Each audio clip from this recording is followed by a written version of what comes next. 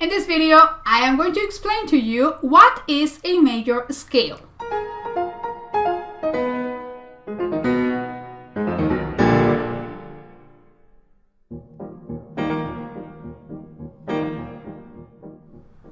Hi, my name is Ilse Lozoya.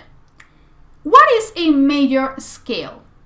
A major scale is a very important term and a structure that is part of the music. Actually, it's something that is really crucial to understand to our musical system. We work with a musical system that has 12 sounds.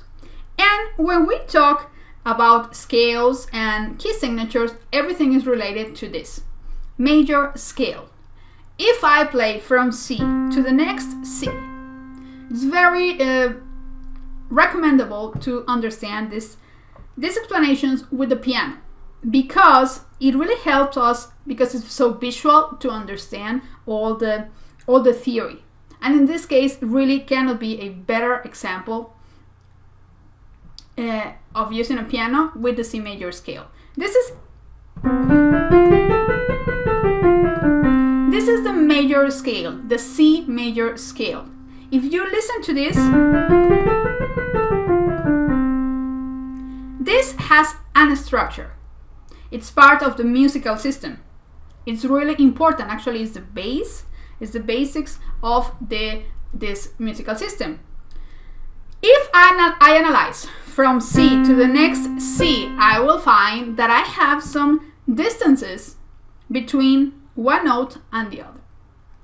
What I'm talking about? I'm talking about whole tones and semitones, or one step or half step. It is the same, actually. We can use both terms here.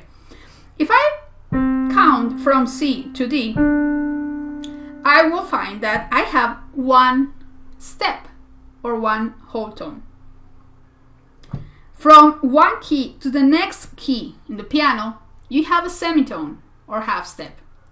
It is important. I'm not talking about from one key to the black key. No, I'm talking about to the next key. So in this case, from B to C, I have half step or semitone. Now, from C to D, I have one step. From D to E, I have another one step. Then from E to F, pay attention, I have half step. No black key here. So from E, we go to F. So this is a half step. Then F to G, another step.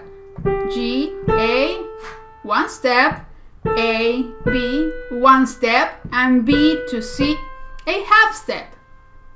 So we have 1, 2, semitone, 1, 2, 3, and then a semitone. So we have 2 whole tones and a semitone, then 3 whole tones and a semitone.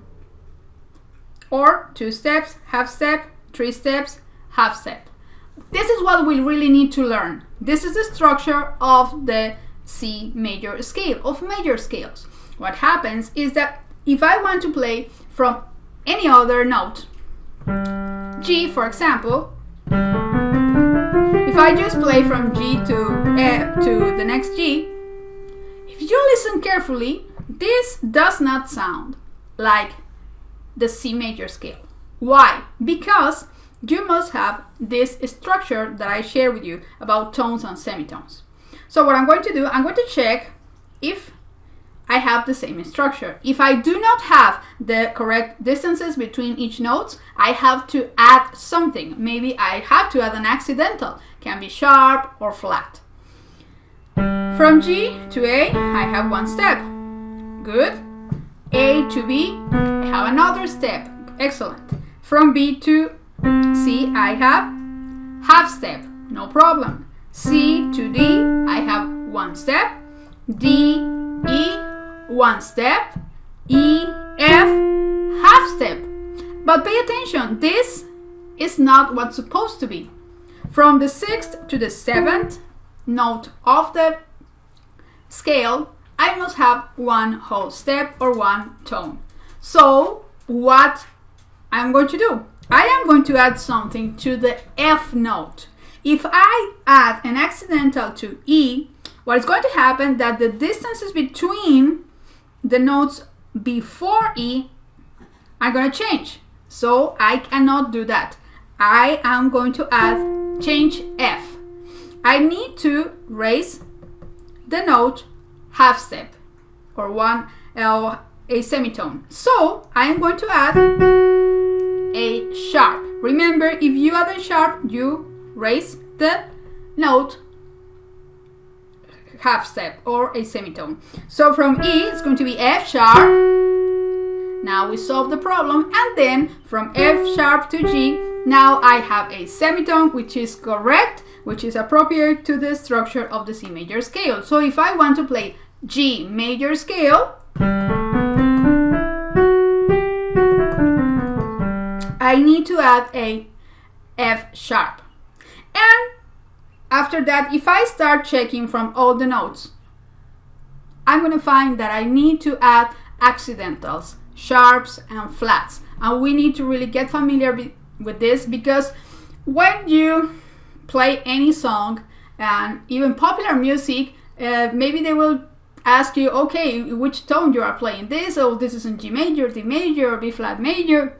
We are talking about the structure of the major scales. So beginning understanding the C major scale, and then that will, if you understand and memorize the structure, that is going to really help you to understand how to play this from any key.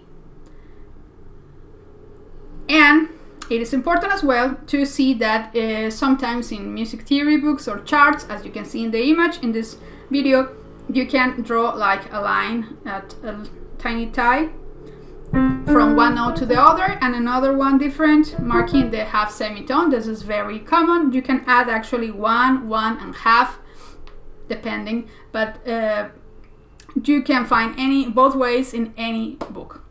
Well, if you found this explanation useful, I invite you to subscribe to the channel and click the notification bell so you won't miss any future videos that I'm going to be uploading and publishing. Thank you.